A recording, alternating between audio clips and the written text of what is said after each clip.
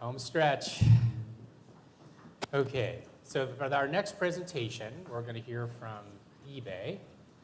And Julien Dudouis from eBay, the Senior Global IP Manager of eBay, has been kind enough to distribute something called French water that we all get to try. Except it's actually Italian, the Italian version. It's the Italian version of French water. Okay. So this is being passed, maybe slightly disruptive, so bear with us. And if you'd like to partake, please do enjoy. So discontent is the first necessity of progress. Our last Thomas Edison quote of the day. Certainly we have Julien here. Frankly, eBay is a great partner of MarkMonitors, as well as all of the platforms really globally that we work with. There's a lot of challenges that we all face together. And I think that this will be a great discussion with Nancy from our global relationship team and Julien. Please take it away. Your topic is general best practices for brand protection on eBay. Thank you, Brad. All right, gang, so home stretch, yeah? How we doing? If you don't have your champagne, you have water, that's fine. But real quick, just want to say thanks to all of you for taking time out of your day to spend with us, to share your perspectives, ask all the great questions. We will do our best to round it out and end on a high note. So thanks to all of you for being here. We so appreciate you and your continued partnership. Cheers. Cheers. All right. So as Brad said, my name is Nancy Merritt. I'm the Senior Manager of Global Relationships. And you heard Staten and I talk earlier, and Staten was on the stage, and Brian as well. So we are members of a team literally around the world who our full-time job is to manage our partnerships with law enforcement, with platforms such as eBay, with all those industry groups. And so we are very fortunate that we have the team that we do and the support that we do from the company to go out and advocate on your behalf and kind of help move the needle on some of these big problems that we're trying to address. So Julien, why don't you introduce yourself in case someone in here doesn't know you. Good evening, everyone. So I'm Julien Dudouis. I'm Global IP Brand Manager at eBay. I've been with eBay for 13 years. You probably noticed my accent, hence the French water. I'm French. I've been in Europe for 6 years in Dublin, 2 years in London, and now I live in Salt Lake City, Utah. And it's been 5 years, and I like it. I always get the weird questioning eye every time, but it's a very nice place to live in.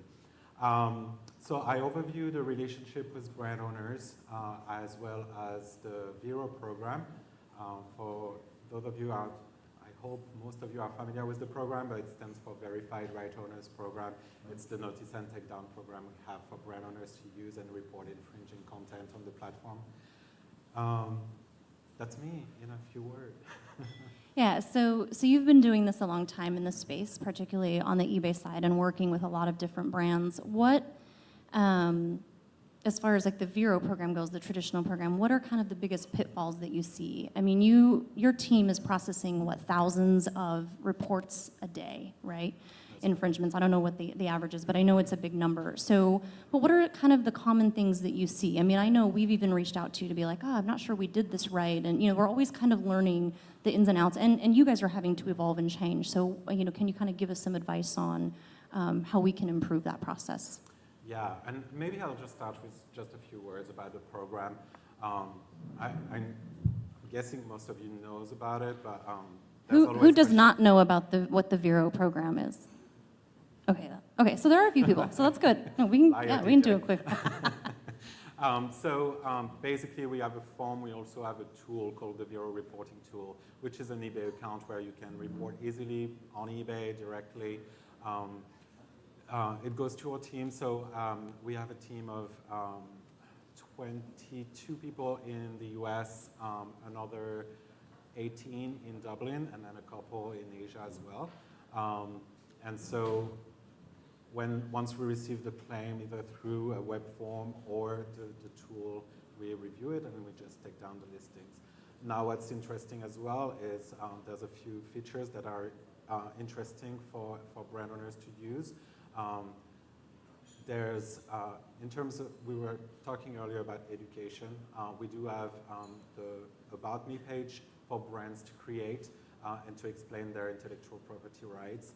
That page will be distributed to the customers or to the sellers when we take a listing down.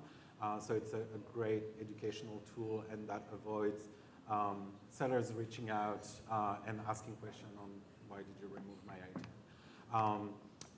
And that's something that the brands control the content of that, right? So they get to create whatever that message is or says about their brand and their IP on your site. Yep. The format.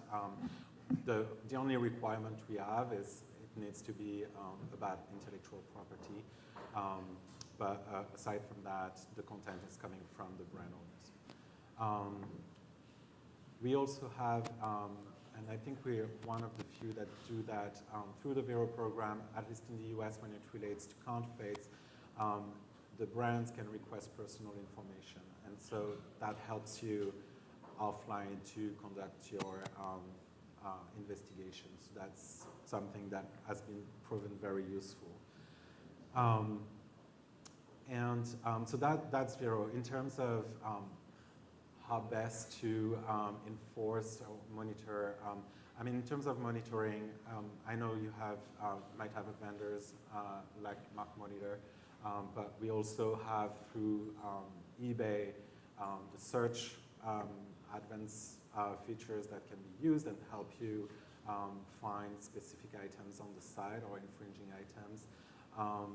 But I guess the requirement is, first, Vero exists only for intellectual property issues. So it cannot be used for trying to enforce selective distribution, contract issues, prohibited items. So that's another thing that we get a lot of reports on and we have to push back on. But very easy, and the idea really behind Vero is to make it quick and fast. So not only for you to monitor and enforce, but also on our side to process the claims, because ultimately we want to avoid that sale to happen, because that creates another layer of challenge with the consumers afterwards. Most of, I think 86% of our claims is processed within 24 hours. It's actually kind of a few hours, except when we have some spikes in volumes. We do, and I know I was talking with someone yesterday, they were not aware about the Vero reporting tool. I totally recommend it. It's going to be faster for you to report, but it's also going to be way faster for us to handle. And so usually items are removed within minutes, so that makes a great difference there. So if you don't have the Vero reporting tool, totally recommend it. Also, please make sure you provide the appropriate reason code. So we ask, what's the issue with the item? Is it counterfeit? Is it copyright? Is it an appropriate use of image, etc.? If we do get the right reason code, then we don't have to question it, etc. So, yeah, that helps. Yeah, that's great. And feel free to ask questions at the meantime. Yeah, does anybody have questions right at this moment? Oh, yes, in the middle.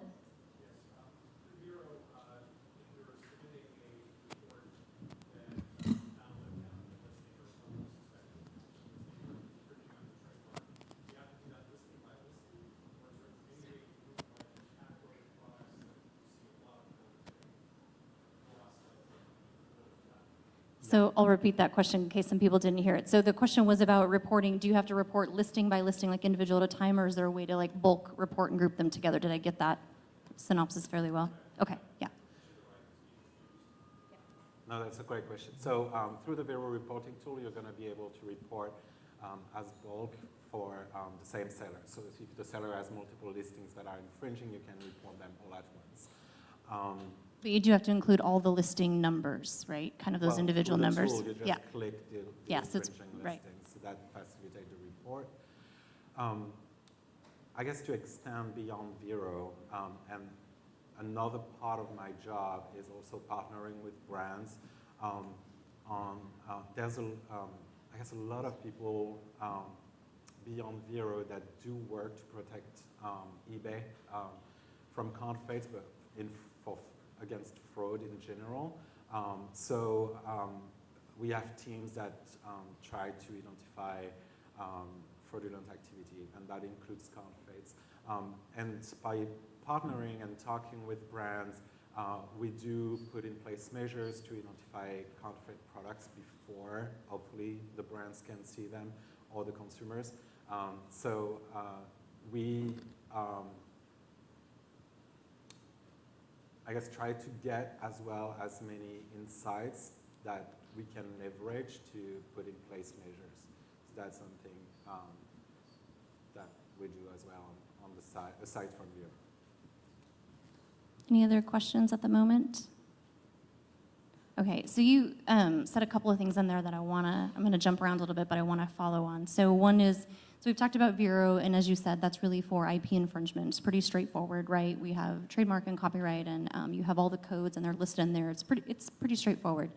But you do have a mechanism, and I think we have brands in the room who have other, brand protection challenges that aren't necessarily IP related, right? So medical devices or things that require a prescription, or we've had all kinds of funky stuff. So can you kind of talk a little bit, I know that's a different team, but that you work closely with, kind of what that process looks like. Yeah. So we have a regulatory team and a policy team. So obviously we have a set of policies on the site. Drugs, firearms, I think knives is one of them. And we have on every listing a link to report items, so anyone can actually report. And so that policy team will be the one handling medical device, prescription drugs, etc. So yeah, they're gonna receive those reports and handle them. Yeah, and we've, just as a plug for that eBay team as well, I mean, we've had a lot of great success working with that group, and sometimes bubbling up things that maybe aren't coming through, or just, new things that we find that we're surprised to see that don't that kind of fall in that gray area, if you will, right? So the other thing that you talked about, so you talked about the education piece, and kind of going back to the earlier discussion about offense and defense, right? And how do we become proactive? And I'm sure it's a challenge that as a platform you face, right? People are like, you could do more to prevent this in the first place. But you need the help of the brands to do that. So you've got the education piece where brands can go on and publish, like, here's our IP, here's kind of what to do and not do. For those folks that really don't know, right? They aren't trying to necessarily infringe your IP, but they just don't understand kind of the rules. And so, the nefarious group aside. But eBay's come out with some programs recently, right, in the last year or two, some other innovative programs to try to help kind of catch some of those things up front. Can you talk about that a little bit? Yeah, we cannot be expert with all the brands out there, and so that's why we rely a lot on our partnership with brand owners. As I said, we do create intelligence against fraudulent behaviors, trying to assess any type of indicators we might see. That includes feedback, that includes claims open against sellers, and those are being reviewed by an investigation team that also look at related accounts. Like, we have all kind of behavior and all different type of sellers that are acting on the platform, but I guess 99% of the sellers are actually doing a legit activity, and that's 1% that we are tracking down. In terms of new program we implemented, I think it was 2 years ago, I want to say, we created the eBay Authenticate program. So it's a program where sellers can have their product authenticated by a third party before being, and that third party would actually handle the listing themselves, and so they get a percentage of the value fees. But that's a program that has been very successful. We are extending, I think we started with just a few brands. We are now extending to additional categories such as watches, sneakers. That's been great also to create awareness, but also to create trust from, I guess, the entire community, not only from the sellers, but also, like, obviously for the buyers. But the sellers also can see that we are taking steps towards, I guess, experience, improving the customer experience. So that's been very fruitful too. So I'm curious, having been with eBay for, what'd you say, 13 years now? And when we were kind of, David was going through sort of the history at the very beginning of like all the evolution of, online and social media and platforms. And eBay was really one of the first. I know it was the first one that as a company we started monitoring.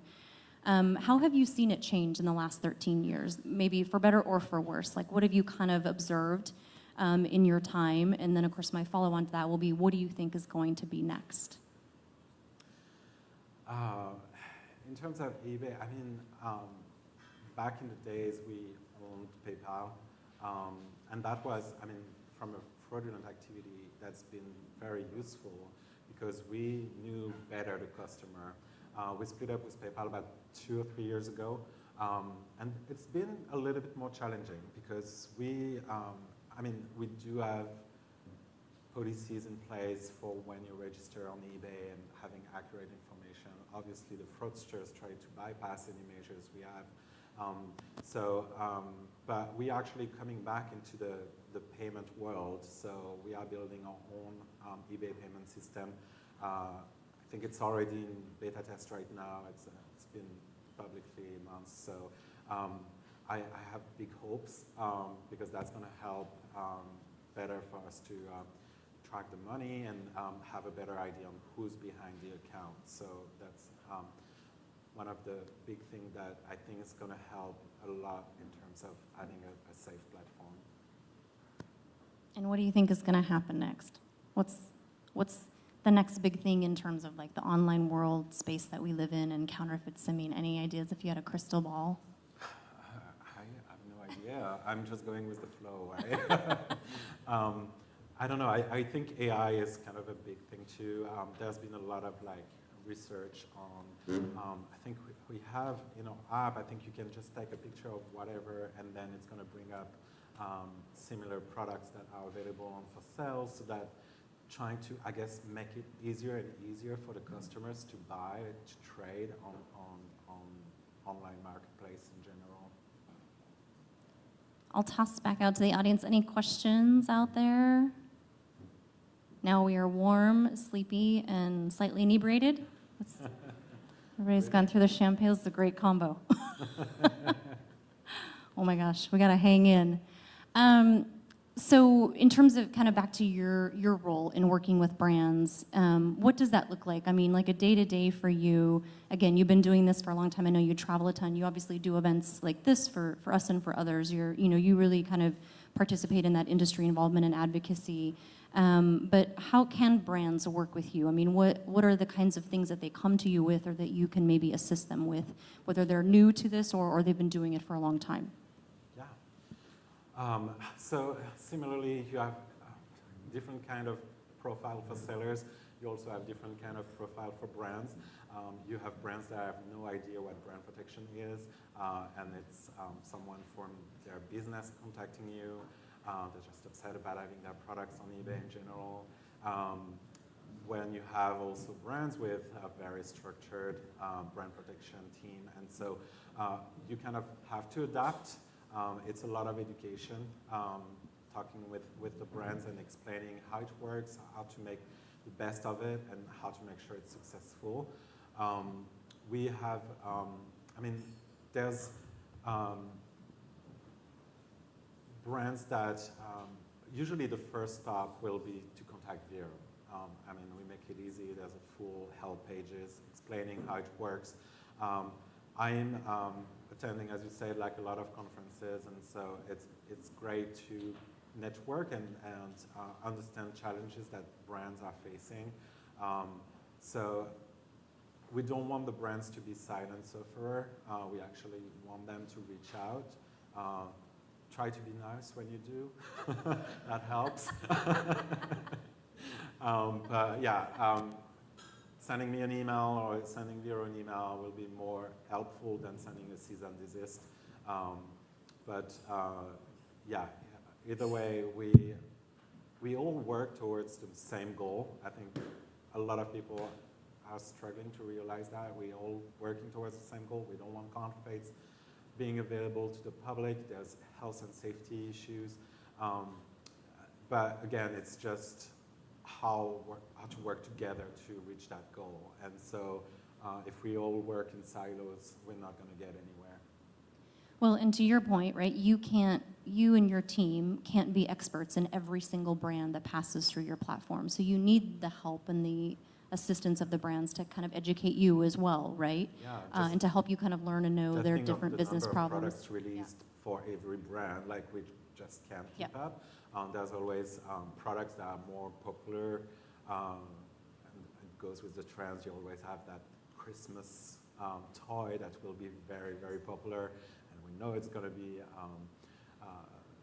counterfeited, so we do put in place measures and safeguard to prevent that. But yeah, we cannot be, I mean, just within the Vero program, we have like 40,000 brand owners registered, so try to keep up. I see some hands raised for questions. Can I go? Yeah, go. So Julian, you know, listening the talk today about collaboration and working with brands, and of course, as brand companies here in the room, we appreciate all of the efforts the marketplaces have taken over the last few years in terms of helping brands police counterfeit goods and their trademarks and copyrights. But one of the things that I think is missing, and I don't know if this is actually happening, so that's why I'm asking the question, are the marketplaces ever getting together and talking about the problem and working on it as an industry in of itself? I've not been aware of any such things, and I know, you know, the level of competition, competitiveness among the marketplaces is pretty fierce. That I get, but when you have the biggest, you know, marketplaces in the world acknowledging the proliferation of counterfeit goods and abuse that's happening on the platforms, is there any effort to organize you all and collaborate better as a marketplace? Thanks. That's a very, very good question. It's actually only recently that we are meeting, also in partnership with the IPR Center.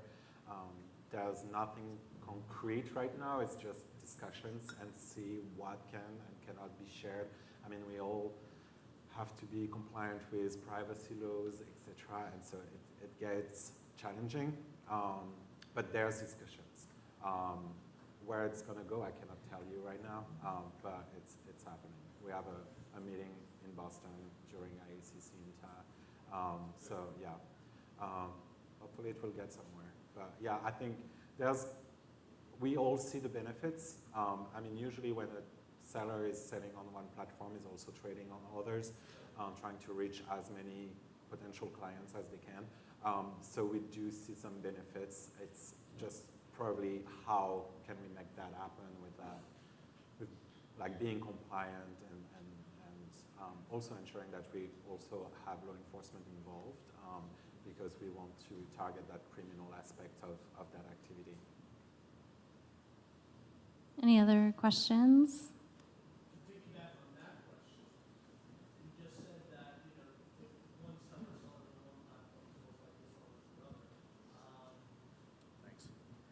Are marketplaces talking together and trying to come up with common solutions to help brand owners? Yeah, so that's what I was saying. We are recently starting discussions. I misunderstood your question, Stratton. Sorry. No, you're fine. You're fine. Matt, wake up. Matt, how many Prosecco's did you have over there? Cut him off. Do you want another glass of Prosecco? Can you tell us, you probably can't tell us, but I'm going to ask you anyway, because you'll tell me no if the answer is no, but can you tell us which marketplaces are part of that discussion? No. How many more Prosecco's will it take? Part of that discussion. Get him some more alcohol, and we'll ask this question in 30 minutes. Ask me later tonight. I mean, I think I actually know, but... There was also an attempt to also create a group within INTA. It's also been challenging. I mean, we're all super busy already with all day-to-day work. Leading like a group has been another challenge, but I think it would be also very useful. So that's something we are also considering, having like a subcommittee or I don't know how they call it within INTA. Yeah, a working group. So one last question that I have is, in talking about that, so you're going to be meeting in Boston, and again, sort of back to our industry involvement, and there's a million groups with a million acronyms. As a platform, so from a different perspective, what are the industries that you find kind of work for you to be involved in? I know you're involved with IACC and INTA. Are there any others that you are heavily involved in that seem to be kind of helpful from a thought leadership or collaboration perspective? Yeah, we try to be, have a global role, so we try to be involved with all industry associations across the globe. So there's Unifab in Paris, there's the ACG in the UK. I can't remember in Germany, I don't do Germany, but AMG, I think, if I'm not mistaken. So we do try to get involved. We usually, they're all great partners. Participating to their events also help reach out to brand owners that are not close or that are not very familiar with eBay. So it's been very useful. So we got about 3 or 4 minutes left. We're going to end right on time after all that. Any resounding questions from the group for Julian or myself? We are ready for cocktail hour. Everybody is ready for cocktails. That's why we tried to bring the cocktail hour in, so we weren't keeping anyone from it. All right, that's it for us, I think, then. Thank you.